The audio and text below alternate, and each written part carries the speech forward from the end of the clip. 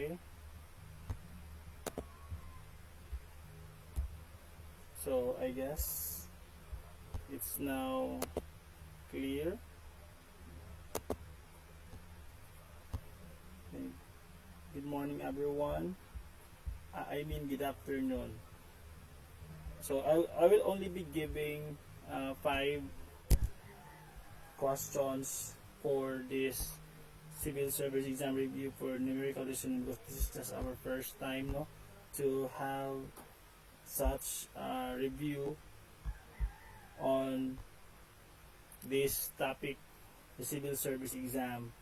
I am still making my presentation clear since I am still new to the software. I first used this when during the pandemic, and this is my second time to use this after the pandemic online class.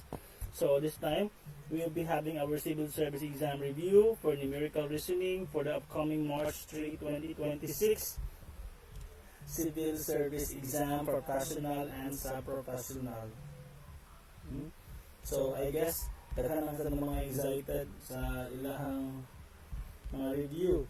With karon, and to those who are having self-review, you do not need to worry because I am just like you. I am also a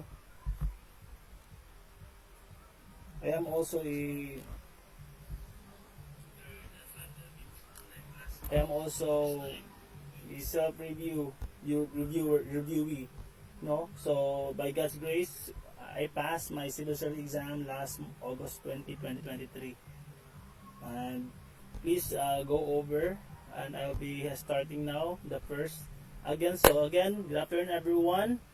Welcome to our CSE exam review for March 3, 2026. So 3 weeks to go, and we will be having our examination. Why I focus first in mathematics? Because it consumes time during the civil service exam. You only have 3 hours to answer 150 items with sets of questions from verbal, analytical, numerical, and general information. Those will be separated, but in just 150. No, I will start now. Number 1, if 40% of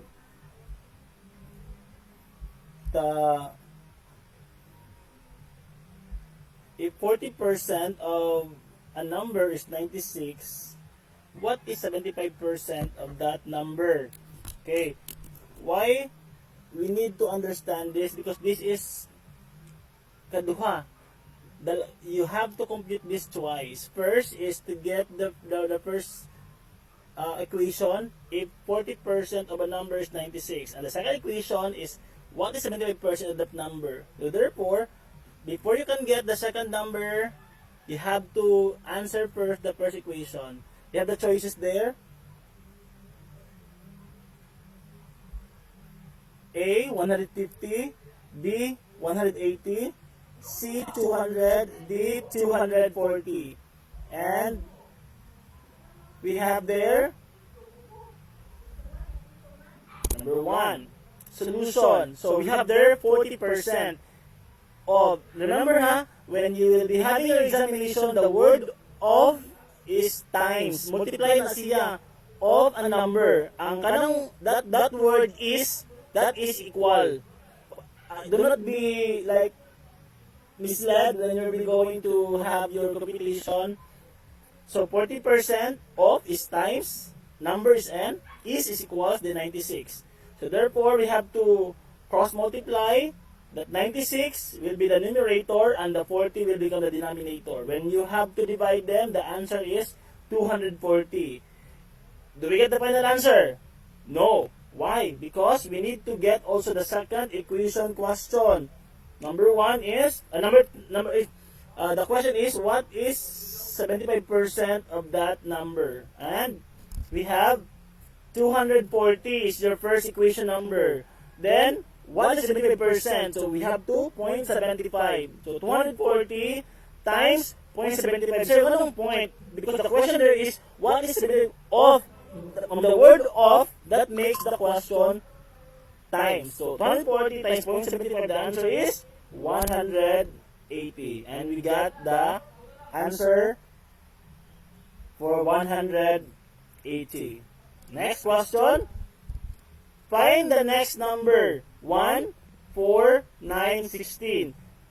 Though this is very easy during our high school and elementary years, but sometimes understanding basic elementary mathematics tends to consume time when we were already having our examination, and sad to say, it leads us to have a failing grade in our civil service exam, especially those who will be taking sub-prof or professional level. So the answer there is, the choices are 20, 24, 25, and 36. How are we going to get it? There are only two ways to get the answer. Either by multiplying it by itself or by adding numbers. So we have there 1, 4, 9, and 16. 1 times 1 is 1. So how do you get 4? So 4 times 4 is 2 times 2 is 4. Then 3 times 3 is equals to 9. 4 times 4 equals to 16. And then simply the next is 5 times 5 is equals to 25. But how sure are we that that's the answer? Because there are lots of way to have it. Pwede ra gyud nato kuhaon ang answer by number 1 is by adding itself. I have here, so 1 plus 3 is equals to 4. You have to add first by 3, then after that plus 2 plus 2. 1 plus 3 is equals to 4, 4 plus 5 is equals to 9, 9 plus 7 is equals to 16, and 16 plus 9 is equals to 25. So therefore, the answer is, this is 25. Either in both ways, you can still get the answer for that. Number 3. If 3/5 of a number is 60, what is the number? Now, very easy, because you have the fraction 3/5 of is times, and a number is 60. A number, n, and is 60. If 3/5 times number equals 60, what is that number? So, we have here, choices are 90, 95, 100, 110. We have 3/5 times n is equals to 60. So, let's have, so the numerator is 3. 3 times n is equals to 3n over 5 is equals to 60. Now, since 3n is already a separate equation, so we'll have there 60 divided by 60 times 5, that will lead to 30. Siyempre, 300 over 3 or 300 divided by 3, that will lead us to the answer of 100. How sure you are that our answer is 100 is correct? You can also have your own checking. So 3/5 times 100 is equals to 60. So we have 3 times 100 from the numerator itself. 3 times 100 is 300. Divided by 5 is equals to 60. 300 divided by 5 is 60 equals 60. So therefore, we got the correct answer of 100. Sir, why are you discussing this? Nga sayo naman kayo ni.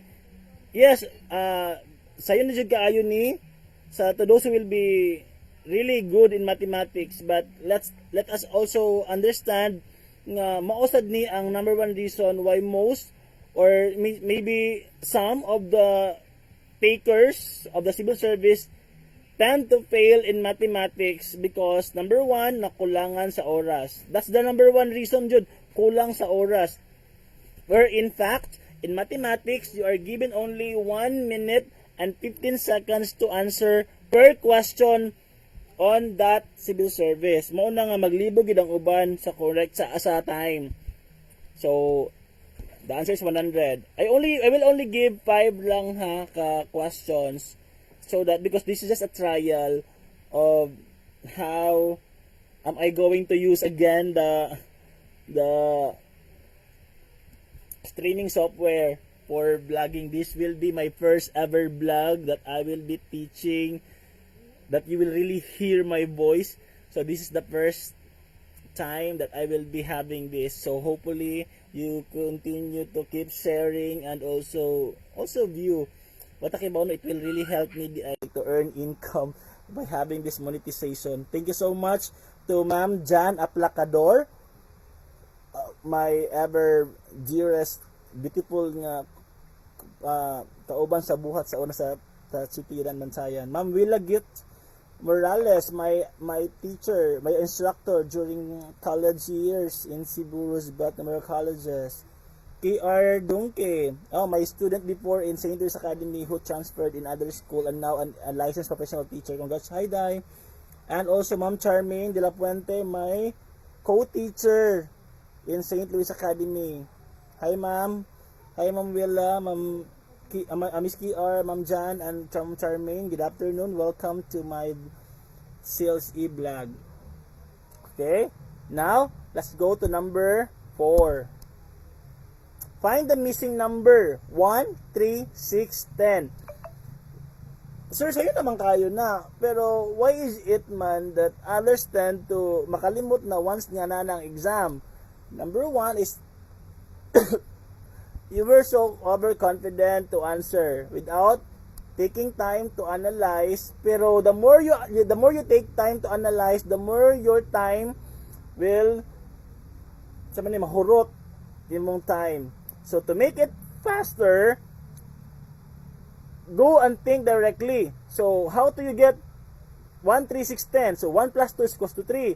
3 plus 3 is equals to 6. 6 plus 4 is equals to 10. 10 plus 5 is equals to 15. So therefore, the answer is consecutively 2, 3, 4, 5. You just have to add numbers from 2, 3, 4, and 5 to get 15. So the answer is letter D. To make it clear, so 1 is equals to 1. So 1 plus 1 is equals to 1 plus 1 is equals to 1. 1 plus 2 is 3. 3 plus 3 is 6. 6 plus 4 is 10. 10 plus 5 is 15. The answer is letter D. See? Very easy. And you don't need to feel so much pressure on that. Okay? It is just so easy for you to get it. Hi everyone, please continue sharing and viewing and watching my first ever vlog. I am still seeing, I do not see comments here. Maybe they are busy taking lunch, no? And number 5, this will be the last question that I will be giving. Hi Noli, good afternoon, my student in CTU in BSIT. I cannot really see man who unless you will be able to respond. Please comment so that ma-shout out ang mga active viewers and listeners. Next, kini dili ta mas malibog ngano man the sum of 3 consecutive integers is 100. What are the numbers? So therefore, to make it like very clear to us, always remember that when you will be solving this, get directly 100. Then the other clue is 3 consecutive. Dapat magsunod-sunod. Add sum. When you add those 3 numbers consecutively, the answer is 100. And what are those? If you want to apply your understanding in your high school, we use this because our teacher loves to teach us the foundation. So when x was the first integer, x plus 1 is the second integer, and the x plus 2 is the third integer. Now, if you're going to apply that, so therefore x plus 1 plus x plus 2 is equals to 108. How many x? So they have 3. So the answer is 3x. Plus 1 plus 2 is 3. So 3x plus 3 is equals to 108. That is now your equation. Now, 108, the positive 3 will be transposed. It will become negative. So 108 minus 3 is 105. Now, 105 divided by 3, the answer is 35. Once you get the 35, that is already the middle answer. Kay 3 consecutive man. So therefore, 35 is the middle. What comes before 35 and what comes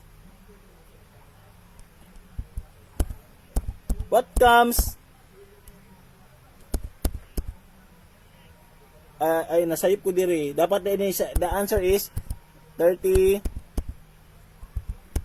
35, 36, 37. No. Here di ay, sorry. In this first equation, and mistake ko. In this first equation, the answer is the first number. Ha? The answer is the first number. So 35 na x plus 1 so 36 plus 2 37. That is the answer if you are going to use this equation in solving. But mind you that this will really take time when you will apply this in civil service. So no, what you need to do is do the first move. What's the first move? The fast move. 108 divided by 3 because 3 consecutive numbers are asked. So 108 divided by 3 is 36. That 36 is the middle answer.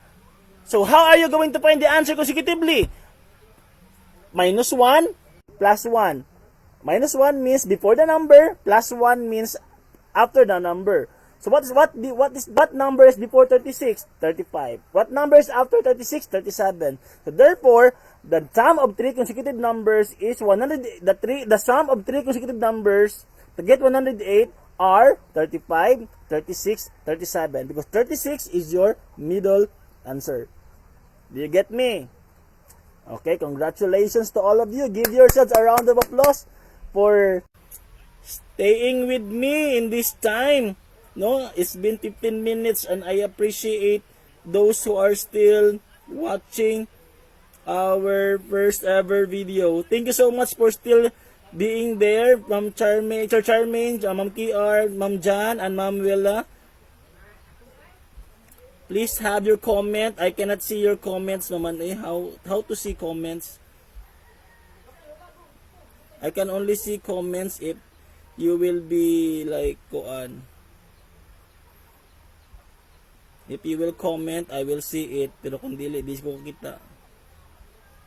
Okay?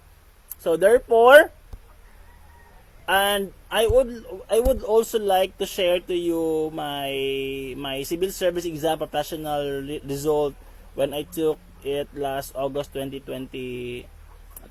August 20, 2023. No? These are my score. Gi-focus na ako on numerical because this is the reason it took me a lot of time to finish numerical because what I did, dili man did ko para sa uban nga, unahon ako nimong pinakasayon, di po pinakalisod. What I did is ako yung giuna ang verbal until I finish analytical, until I finish numerical, until I get general information. So ako siyang gibuhat, ako siyang ginana, pero actually we all have a lot of strategy to do. It's up to you whether you wanted to go to numerical because that's very easy to you, or you wanted verbal because that is very easy to you, analytical or general information. Sa verbal ha, sagol ni English and Filipino.